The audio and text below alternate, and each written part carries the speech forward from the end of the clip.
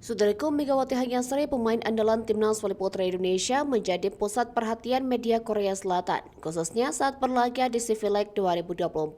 Meski Timnas belum meraih kemenangan dalam 4 pertandingan, penampilan Megawati tetap layak diapresiasi.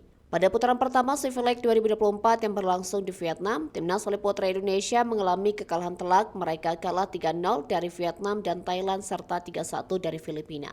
Terbaru pada Jumat 9 Agustus sore waktu Indonesia Barat, Timnas Indonesia kembali takluk dari Vietnam dalam 4 set di Nakhon Ratchasima, Thailand. Serangkaian hasil buruk ini mencerminkan performa yang jauh dari memuaskan, terutama jika dibandingkan dengan 3 edisi Civilek sebelumnya yang selalu dimenangkan oleh tim voli putri Thailand.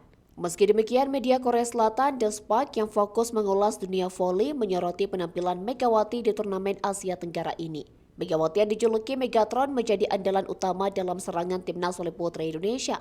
Pemain asal Jember, Jawa Timur ini menunjukkan kerja kerasnya sepanjang Civilek 2024. Namun pada putaran pertama, Indonesia menjadi bulan-bulanan bagi tim lawan dengan pertahanan yang lemah dan serangan yang kurang tajam, sehingga Megawati kesulitan untuk mengangkat performa tim.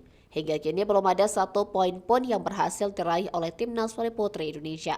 Selain itu, Civilek 2024 kemungkinan akan menjadi ajang terakhir bagi Megawati bersama Timnas Merah Putih tahun ini. Pada bulan Oktober mendatang, Megawati akan mulai berkompetisi di Liga Voli Putri Korea 2024-2025 bersama Daejeon Jeonju Sport. Dengan demikian, kemungkinan besar Megatron akan absen pada Proliga 2025.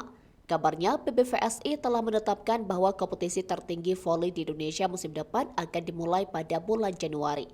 Berdasarkan pengalaman musim lalu, Megawati masih bertarung hingga putaran ke-5 atau ke-6 di Liga Voli Korea. Di sisi lain, The Spike juga menantikan pertemuan Megawati dengan Wipawe Sitrong, outside hitter dari Hyundai Hillstate.